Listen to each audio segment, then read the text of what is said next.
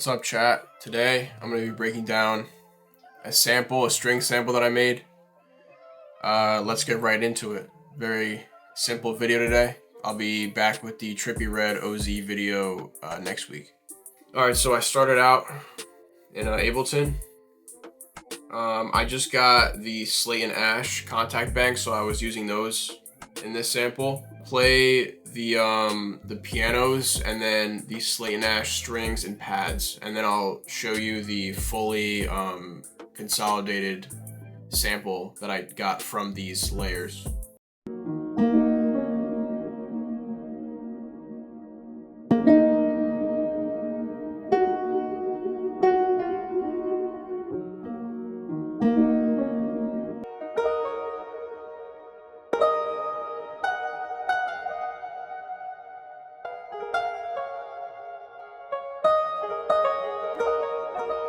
So that's the real lounge piano from Contact. I pretty much just started recording with the metronome going, and then just playing random notes over top of the Slate and Ash pads that I'll play in a second.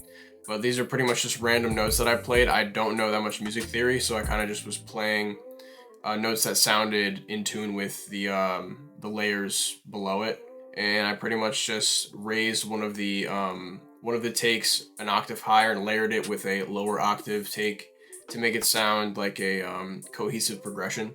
And there was also Valhalla reverb on both of these. Next, I'll play the Slate and Ash strings and pads.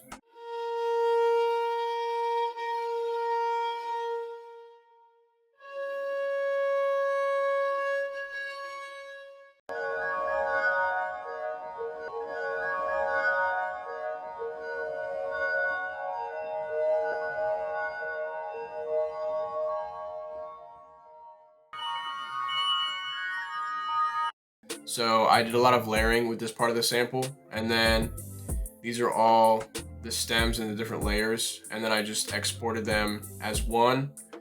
And then in Ableton, I used the Complex Pro feature and also the Foreman Shift and Envelope to make it sound cool and textured like Little Altar Boy would have been on it. And then I also pitched it up 4 semitones, so it sounds like this, the full idea in Ableton.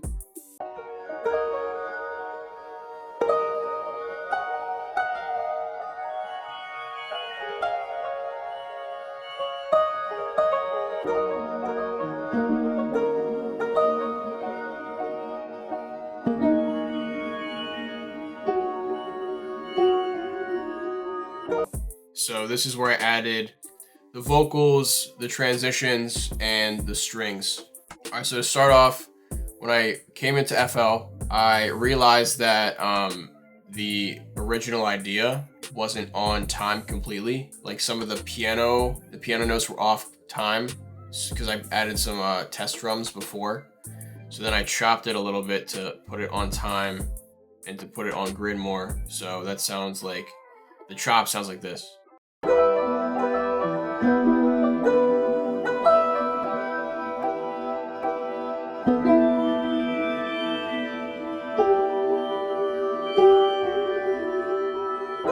I also changed the BPM, and I also changed the pitch.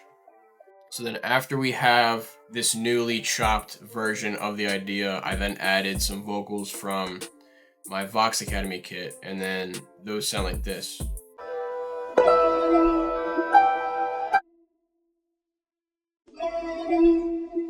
They're very subtle and hard to notice in this sample. So yeah, for the vocal effects, I pitched it down 3, and then the effects where I put it in mono, fruity flangus, fruity reverb, an OTT, a fruity EQ 2, and then a sound shifter.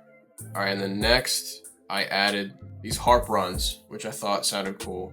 A golden hour, and this is what the harp runs sound like.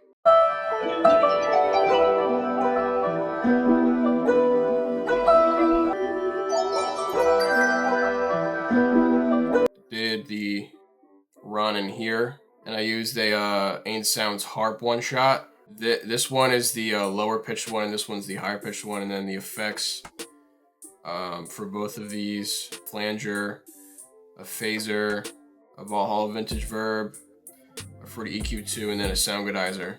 And then I also put it in mono. So then after that, I decided to add some strings. So this is what these string chops sound like.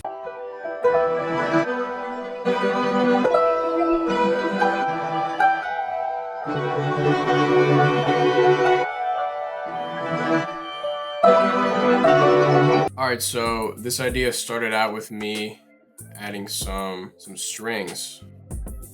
So I used the Spitfire chamber strings from Contact and then layered 3 different variations of it to make these chords right here. And then I also drew in the velocity to make them sound realistic, which I do in all of my string samples. I draw the curves, the peaks and the valleys to make it not sound as robotic. So I wanted to make it sound as realistic as possible by drawing these in. And then this is what the original strings sound like.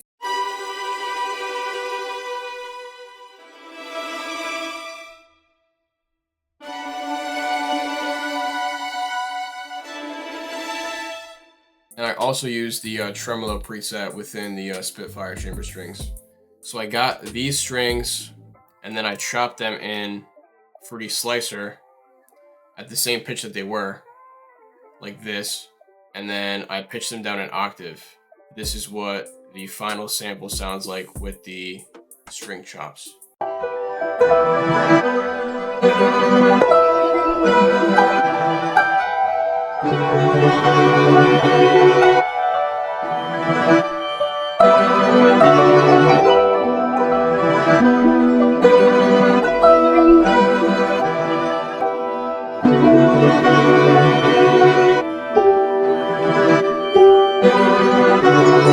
Alright guys, a little breakdown video today. Next week I'll be doing the OZ Trippy Red video, and then also I'm going to be starting to do the Wonder Girl, producing like Wonder Girl videos. So stay tuned for that, and I'll see you guys in the next video. Peace.